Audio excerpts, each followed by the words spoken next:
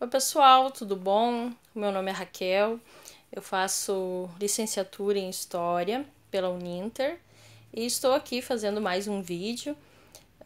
Estamos fazendo nossos estágios aí de forma híbrida, né, por causa da pandemia.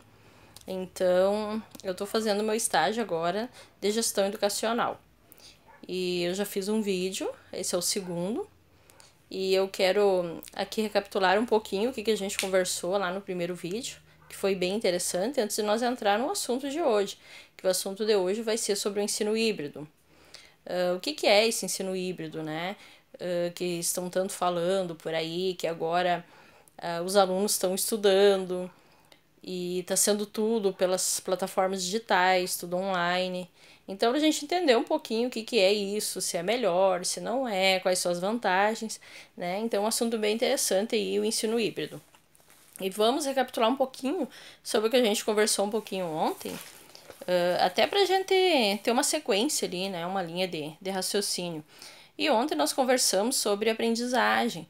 A gente falou um pouquinho aí sobre como melhor aprender, como a gente pode aprender sem esquecer, memorizar melhor. Então a gente falou que nós aprendemos constantemente, todos os dias da nossa vida, todos os momentos a gente está aprendendo. E não basta mais a gente aprender um determinado assunto e parar por ali, né? A gente tem que estar sempre aprendendo, sempre inovando, buscando coisas novas aí, diferentes, porque o mercado está cada vez mais competitivo e nós precisamos sempre estar se adequando, se qualificando para também ter um melhor, para conquistar, né? Um lugar aí melhor também frente ao mercado de trabalho. E nós conversamos então um pouquinho sobre a aprendizagem. A gente falou também sobre a heurística, que é um método educacional dentro da pedagogia, também muito importante. Também falamos um pouquinho ontem sobre inteligência. O que é inteligência para você? Como você define? O que significa? E nós definimos então a inteligência. Falamos também um pouquinho sobre as 3 formas de aprendizado, que nós temos 3 maneiras de aprender. Tem pessoas que aprendem olhando, outras ouvindo e outras fazendo. Então podemos, né, trazer para os nossos alunos, tem aquele que é áudio, outro é visual, o outro tem que fazer, o outro é sinestésico, que tem que fazer para aprender. Então nós conversamos também desses 3 formatos. Não há problema nenhum em ter 3 formas diferentes, porque nós somos diferentes, as pessoas são. Nós não somos iguais, então cada um aprende de uma forma, de uma maneira. Também a gente conversou um pouquinho sobre a educação, a definição de educação, os modelos de aprendizagem. E falamos também, por fim, sobre a leitura, que eu acho que vale a pena a gente dar uma frisada, uma reforçada, porque tudo que nós aprendemos, 80% é através da leitura. Nós temos 3 maneiras de aprender. Temos a leitura por prazer, a leitura crítica e aquela leitura específica. Você vai lá, escolhe um determinado assunto e lê e aprende sobre aquilo ali. Então, são essas 3 maneiras, mas mais de 80% de tudo que nós aprendemos aí é através da leitura. A gente lê jornal, a gente lê livro, a gente lê uma propaganda, lê uma promoção, tudo envolvido, né, pela leitura. Também a gente descobriu que os 20 últimos minutos que a gente faz antes de dormir é o que fica revisando no nosso cérebro. O nosso cérebro fica ruminando, uma espécie de revisão, processando tudo que você fez ali 20 minutos antes de dormir. Então, uma dica para quem quer fazer um concurso, quem tem uma prova importante para fazer no outro dia, ou até mesmo para quem quer fixar, memorizar alguma coisa, né? Melhor. Então, é interessante fazer isso antes de dormir, porque à noite o teu cérebro vai ficar revisando aquilo que você fez 20 minutos antes. Então também é uma dica. A nossa memória, ela gosta de coisas grandes, grandiosas, ela gosta de cores coloridas, exageradas e bastante coisas em movimento. Foi o que nós vimos ontem também. Então, quando você tem alguma coisa que você precisa saber, precisa memorizar, você sempre pensa nela bem grande. Por exemplo, uma fórmula. Você pensa uma fórmula tamanho de um prédio, bem grande, bem colorida, piscando, né, em movimento, que é o que a nossa memória gosta, de exagero, seja tudo bem colorido, bem chamativo. Isso aí ajuda bastante a você memorizar e ter um melhor desempenho aí no seu aprendizado. E hoje, então, nós vamos falar, como havia falado no vídeo anterior, nós vamos falar sobre o ensino híbrido. O que é esse ensino híbrido que estão falando tanto, né? O ano passado para cá não se ouvia falar em ensino híbrido. E do ano passado para cá é só o que nós ouvimos falar, né? Os nossos filhos estão tendo ensino híbrido em casa. Se você é estudante, você está tendo estudo híbrido. E esse ensino, ele já havia sendo feito, né? Sendo assim analisado há muito tempo. E em algumas faculdades, em universidades EAD, que é o ensino à distância, também algumas fábricas e em treinamentos corporativos, eles já utilizavam essa modalidade do ensino híbrido. Mas não era muito conhecida e nem muito difundida na época.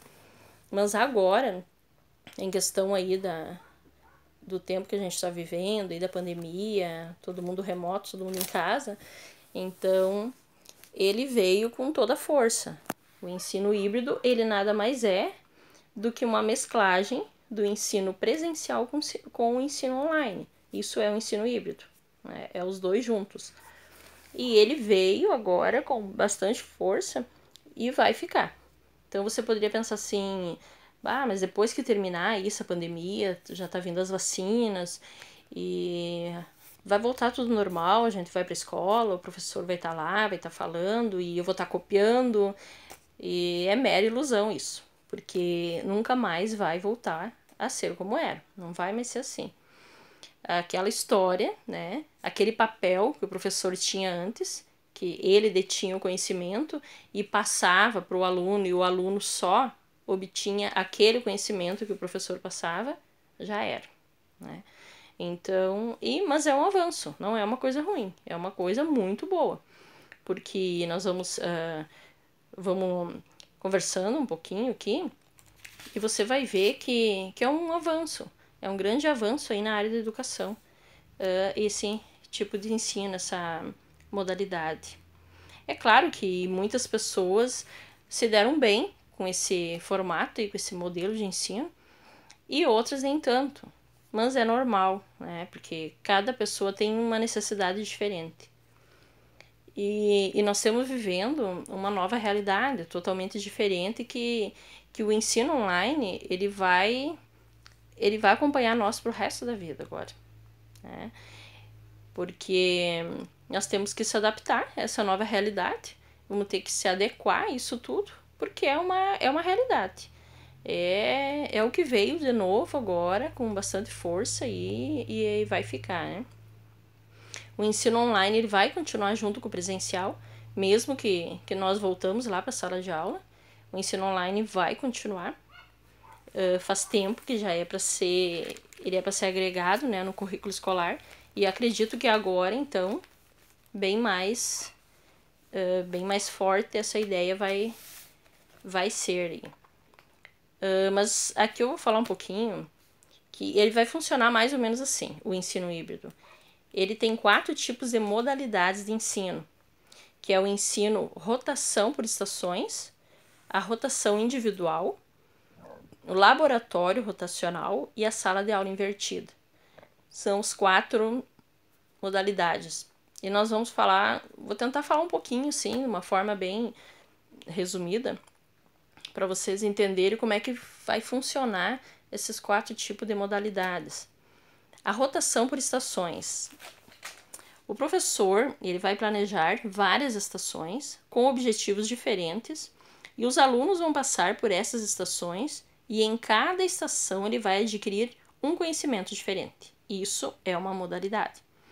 Por exemplo, para ficar um pouco mais didático, mais fácil de vocês assimilarem, vamos dizer que eu vou trabalhar um determinado assunto, vou levar para a sala de aula, né? A minha área é história, então nós vamos falar sobre a Era Vargas. E eu tenho 21 alunos e tenho 1h30 para dar essa aula. Tenho 2 períodos ali, digamos que seja 1h30. Então, tenho 21 alunos. Eu vou dividir em 3 grupos. Poderia ser em 4, mas eu vou fazer em 3 grupos. Em 3 grupos de 7 alunos em cada um, que vai fechar os 21 alunos que eu tenho. Então, um grupo desses 17 alunos, eu vou pedir para eles ir lá para a sala de informática. Eles vão lá para o laboratório de informática, vão pesquisar os links, eles vão abrir vídeos, né? Vou dizer para eles especificamente assim sobre a Era Vargas, né? Daquele tempo ali, que é o assunto que a gente vai estar trabalhando em sala de aula. E eu vou pedir para eles procurarem mais vídeos, para eles terem o contato assim mais visual, né? Como que era naquela época, como é que funcionava, o período ali da Era Vargas em vídeo. O outro grupo, eu vou pedir para ir lá para a biblioteca. Aí eles vão lá para a biblioteca, eu vou pedir para eles pesquisarem livros, eles vão procurar os livros lá, e os livros de história, e o que eles achar da Era Vargas lá, eles vão procurar. De repente eu vou dar ali uma data para eles, 1930 em diante, e vou dizer para eles procurar umas determinadas revoluções ali que aconteceu na época, então eles vão procurar aquilo ali. E um outro grupo, o terceiro grupo, eu vou deixar eles na sala de aula, tá? E daí lá nós vamos falar sobre o período de 1934 a 1937. O que aconteceu naquele período ali na Era Vargas. Então, nesse período, nós sabemos que houve a criação do colégio eleitoral, nesse período, o voto secreto, né? Também teve a participação feminina do voto nessa época, a consolidação das leis trabalhistas, a CLT, que nós temos hoje, a carteira de trabalho. E daí eu vou pedir para eles, para nós fazer uma forma de uma sessão eleitoral dentro da sala de aula. Dali na sessão eleitoral, eles vão trabalhar como é que funcionava na época, uma sessão eleitoral, como é que começou o voto, como é que era o voto secreto, fazer a pesquisa sobre aquilo ali. Aí, como tem 1h30 para discutir sobre esse assunto, eu vou deixar 30 minutos cada aluno na sua estação. Tá? Então, os alunos que estão no laboratório de informática, eles têm 30 minutos para eles pesquisar os vídeos e estudarem os vídeos. Ao mesmo tempo, os da biblioteca têm 30 minutos para fazer a pesquisa nos livros de história e procurar sobre as revoluções. E o outro grupo também tem 30 minutos para nós fazer né, confeccionar essa urna, podem fazer cartazes sobre ali a constituição do voto secreto, algumas coisas assim, de manifestações, se manifestando. Então, cada um vai ter meia hora. Só que passou meia hora, os alunos que estavam ali no laboratório de informática, eles vão passar lá para a biblioteca. Os da biblioteca vão ir lá para a sala de aula. Os que estavam na sala de aula vão ir lá para o laboratório de informática. Entende? Por isso que é uma rotação por estação. Os alunos todos eles vão passar pelas 3 rotações. E em cada grupo, eles vão adquirir um conhecimento diferente. Né? Eles vão estar todos inseridos no mesmo assunto. O assunto é a Era Vargas, mas de maneiras diferentes, em períodos, em épocas diferentes. Mas eles vão participar das 3 estações, por isso se chama rotação por estações. O segundo, que é a rotação individual, ele é parecido com essa, porém, ela é individualizada, tá? E o que é isso? O aluno, nessa modalidade, ele vai ter um roteiro de estudos de acordo com a necessidade dele. Então, se ele não tem necessidade de passar por aquele grupo que nós vamos falar sobre sobre as evoluções, né, os vídeos lá no laboratório, ele não tem, né, ele não precisa passar daí por aquela rotação, por aquele grupo. É um pouquinho diferente, é uma rotação individual daí, tá? Não é obrigado a passar por todos se ele não tem dificuldade, se ele não tem um déficit naquele assunto. E o terceiro é o laboratório rotacional. O que seria o laboratório rotacional? A sala vai ser dividida em 2 grupos, né? Por exemplo, um grupo vai para o pátio da escola ter a aula prática, tá? E o outro vai para o laboratório ter uma aula teórica, né? Depois, então, é feita a troca desses 2 grupos e quem estava no laboratório, lá no computador, vai para a aula prática lá no pátio e quem estava lá no pátio, na aula prática, vai para a aula teórica. Tá? Então, isso aí é o laboratório rotacional. É 2 grupos daí. Um fica num determinado lugar, outro no outro, e depois eles vão trocando as experiências. Tá? E o quarto é a sala de aula invertida. O que seria a sala de aula invertida? Quem está fazendo faculdade aí já está mais acostumado com isso aí. Já ouviu bastante falar, né? Já não é uma novidade. A sala de aula invertida ela é uma modalidade que está ganhando muita força, muito apoio e muito estímulo para ser adotada em sala de aula. Por quê? Porque é uma coisa bem didática. O professor vai dizer assim, hoje nós vamos falar sobre o assunto tal, vamos estudar sobre esse assunto. Então o professor vai dizer para os alunos, vocês vão para casa, vocês vão pesquisar sobre esse assunto que eu falei aqui, vocês vão trazer links, vídeos, se tiver livro, vão trazer livro, algum documentário que vocês ouviram, pode ser revista, pode ser jornal, o que vocês acharem de informações sobre esse determinado assunto, vocês vão trazer para a sala de aula. E daí na sala de aula, nós vamos discorrer sobre o assunto, nós vamos conversar sobre aquilo ali. Mas o aluno, ele já vem com conhecimento na cabeça, né? Ele já vem com o conhecimento, o pré-conhecimento já. Então, nós vamos fazer, na verdade, uma discussão em sala de aula, vamos tirar as dúvidas. De repente, uns pesquisaram mais para um determinado lado, né, determinado assunto, os outros nem tanto. Ou também pode cada um, digamos, um grupo vai pesquisar sobre a Primeira Guerra Mundial, o outro sobre a Segunda Guerra, e depois nós vamos todos juntos, vamos conversar e vamos estudar e vamos aprender juntos, né? Então, depende. Mas é mais ou menos isso, né? E por isso que é chamado de sala de aula invertida. Por quê? Porque o aluno, ele já vai ter o conhecimento e vai trazer para a sala de aula. Inverte, porque não é mais você chegar na sala de aula e é só o professor que fala. E você vai aprender só aquilo que o professor está te passando. Aí você fica naquele quadradinho, né? Naquela caixinha ali, que você só vai obter o conhecimento que o teu professor tem para te passar e que vai te passar, né? Então, assim, dessa forma, você vai além. Você vai procurar, você vai pesquisar. Não tem limites, né? Até onde você quer buscar. Então, por isso que é diferente. E por isso que o nome é invertido, é diferente um pouco, né? Também podemos dizer que já é uma ideia formada há muito tempo, né? Que na sala de aula o professor, ele vai tirar as dúvidas, né? Ele vai sanar as dúvidas. E como eu já disse, já vinha funcionando em algumas modalidades isso, né? Mas agora vai pegar bem forte, né? Bem mais forte na educação básica e não temos como voltar atrás, né?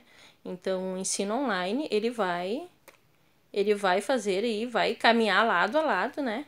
Com a aula presencial, com o ensino presencial, daqui para frente. E isso também, qual é a intenção? Nós poderíamos dizer assim, qual é a intenção disso tudo? Né? A intenção, nós poderíamos dizer que é formar um aluno autodidata. O que seria um aluno autodidata? É aquele aluno que aprende sozinho, né? Que ele tem iniciativa. Então, poderíamos dizer, mas e o professor?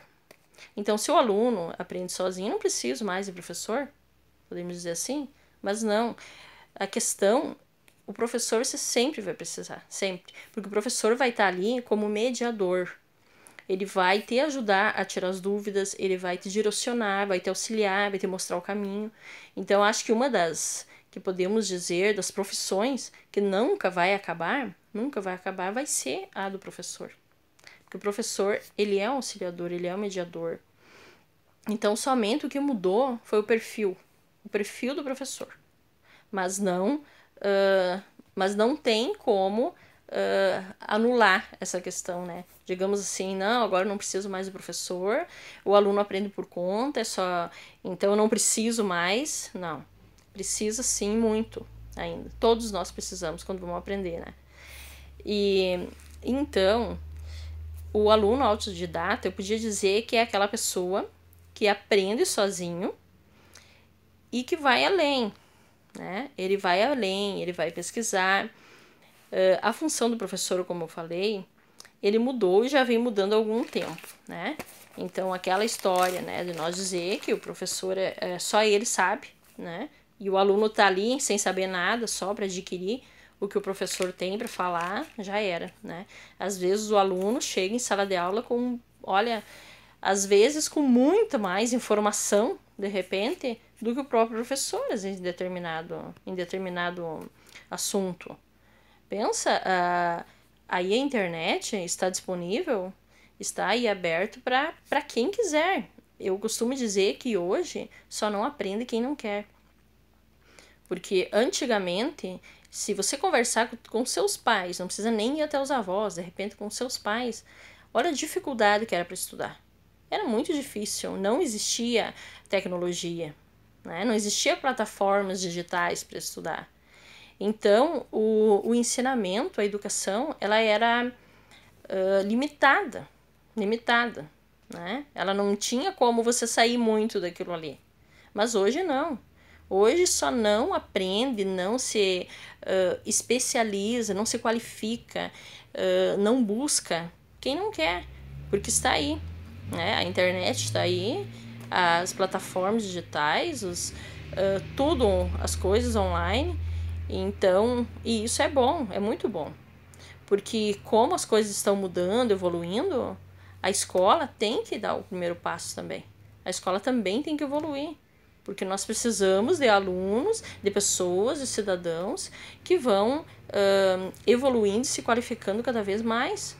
Porque nós precisamos de bons profissionais lá na frente que tenham condições de entrar no mercado competitivo como está hoje. Então, é de muita importância, de muita valia isso tudo. Então, como eu estava dizendo para vocês, que levando em conta, claro que muitos alunos, eles gostaram e se encontraram nesse formato, mas outros não, né? Então, como eu havia falado no início, tem muitos alunos que têm dificuldade, ainda é normal, né, de se adaptar, porque também é uma coisa nova. E foi uma coisa que chegando, né? E assim, meio com pressa, né? A questão toda aí das escolas estarem fechadas, do aluno não poder mais estudar presencialmente, de ter que estudar em casa. Então, tudo isso deu uma certa pressão e todos tiveram que se adequar, né, a essa nova realidade. Então, é um pouco complexo, ainda pode ser, muitos não, né, de repente ainda não pegaram bem. Nós passamos o ano passado praticamente todo dessa forma, e esse ano ainda estamos, e não sabemos até quando vai ser assim. Mas eu só, com isso tudo que eu estou trazendo até para vocês, o meu objetivo, além de assessorar os pais aí nessa questão, para poder ficar um pouco mais próximo dos filhos, para ter uma proximidade, saber o desempenho escolar deles, também é uma oportunidade desses alunos que não conseguiram se engajar muito nesse modelo, não conseguiram de repente, achar o lugar deles ali. Então, é a oportunidade, né? Então, por isso que eu pensei em começar pelo início, básico. O que é o ensino híbrido? O porquê né, que a gente está usando esse modelo de ensino agora. E outra, que além dele ser, né, ele ter dado uma arrancada aí, né, na questão educacional, o ensino híbrido, o ensino online é uma coisa que não tem mais como reverter, não tem como voltar atrás. Porque a tecnologia, a era digital, ela está avançando com muita rapidez. E vai ser cada vez mais. Não tem como ir para trás, né? Você retroceder, não dá mais. Então você tem que se adaptar. E agora é o momento, né? O ano passado, agora esse ano nós estamos de novo. E para aqueles alunos que têm dificuldade, de repente, peçam ajuda, né? Peçam ajuda, vão no YouTube, procuram, tem bastante pessoas, né, falando sobre como acessar as plataformas digitais, como melhor fazer. Também peça para o colega que sabe. Você sempre tem um colega que sabe um pouco mais e um que sabe um pouco menos, né? Então, se você é aquele que sabe um pouco menos, pede para quem sabe um pouco mais. Pede ajuda para ele, isso não é feio, não é, né? Pede ajuda para o professor, se o professor não souber, ele vai. Então, vamos se ajudando e todos vamos ter que se ajudando para poder, né, ir se adequando aí à situação e nesse período aí que nós nos encontramos, né, para poder todos juntos ter um bom, né, um ano letivo aí bem válido, que possamos todos nós ter um bom conhecimento, um bom aprendizado disso tudo, que não seja simplesmente só um ano aí passado por cima, porque com certeza vai fazer falta para nós lá na frente. Então, tudo que nós aprender agora, bem feito, bem aprendido, com certeza vai abrir caminhos, né, vai facilitar para nós aprendermos mais coisas lá na frente, né. Então, não tenham vergonha, né, de pedir ajuda. Não tenham vergonha. Não sabe, é melhor do que vocês ficarem sozinhos, né. Mas a partir disso, voltando aqui então, o retorno das aulas presenciais, como eu falei, não vai mais ser o mesmo. Ele vai ser mesclado com o ensino online e o ensino presencial.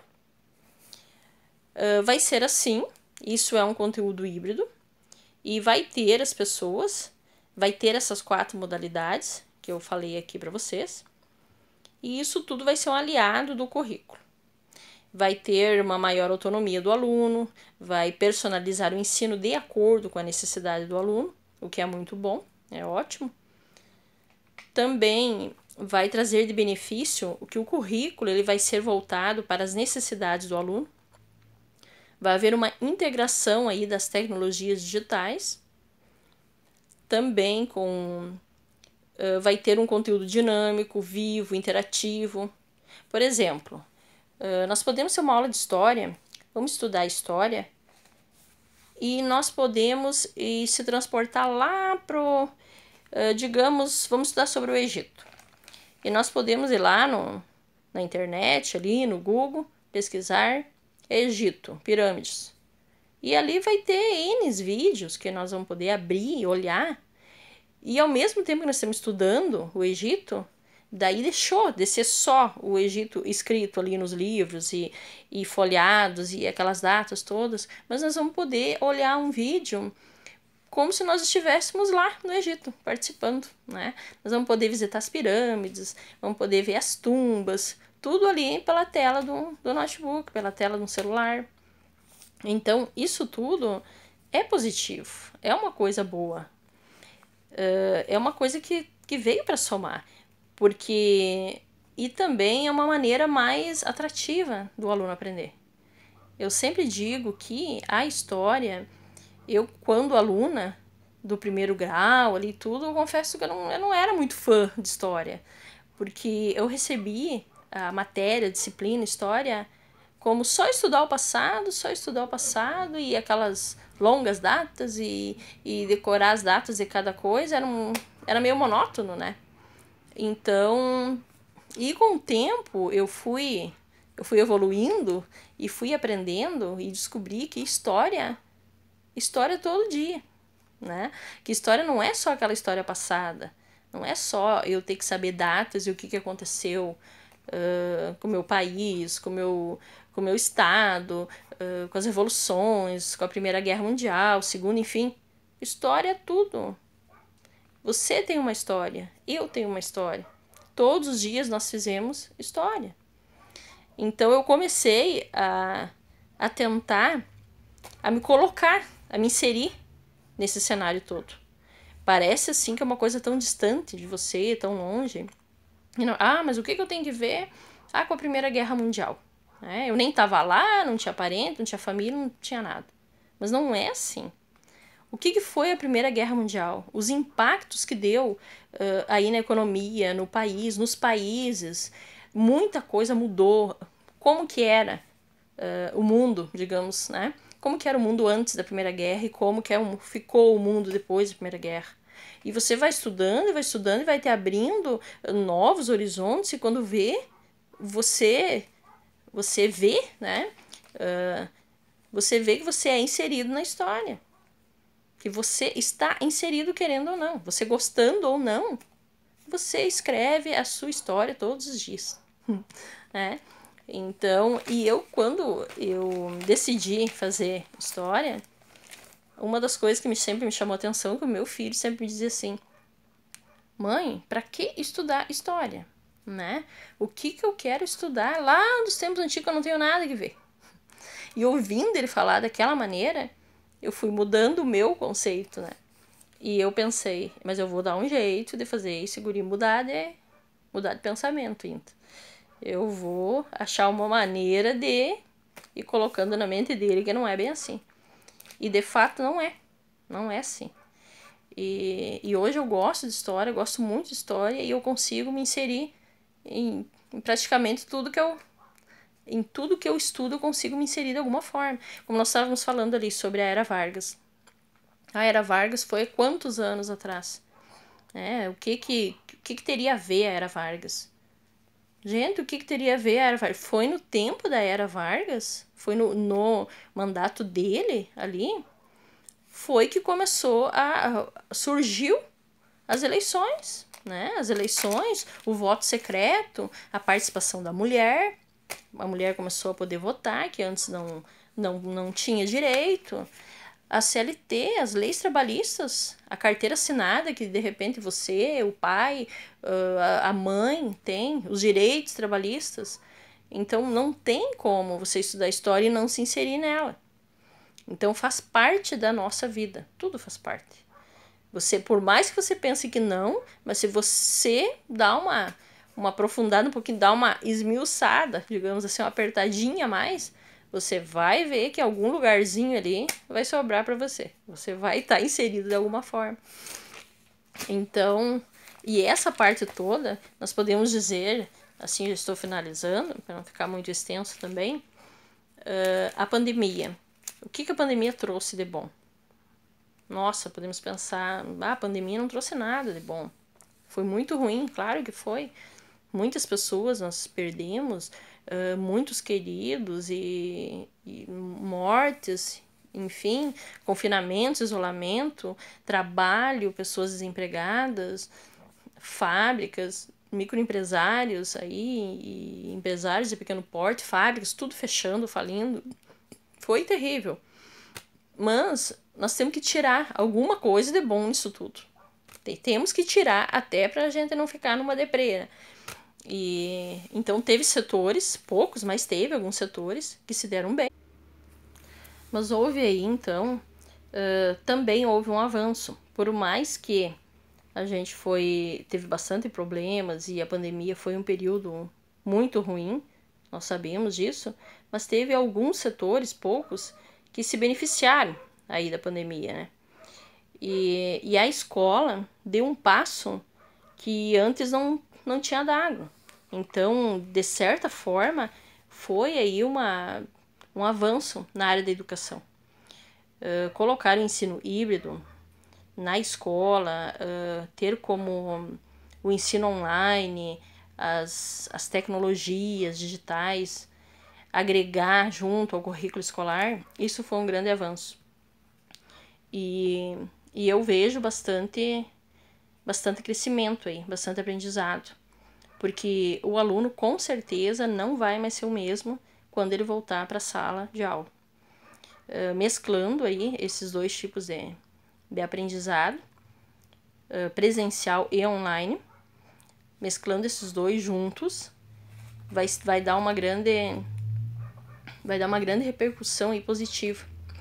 Então, eu acredito que isso foi uma coisa boa que aconteceu, né? Foi um avanço, e para quem é estudante, professor e funcionário público que faz parte aí do corpo docente, vai entender melhor, né, o que eu tô falando aí quando nós voltarmos, né, ali para a sala de aula de novo, e quando nós estiver na prática, vivenciando então essas modalidades de ensino, quando nós voltarmos lá, aí nós vamos ver que realmente isso foi um ponto positivo, né?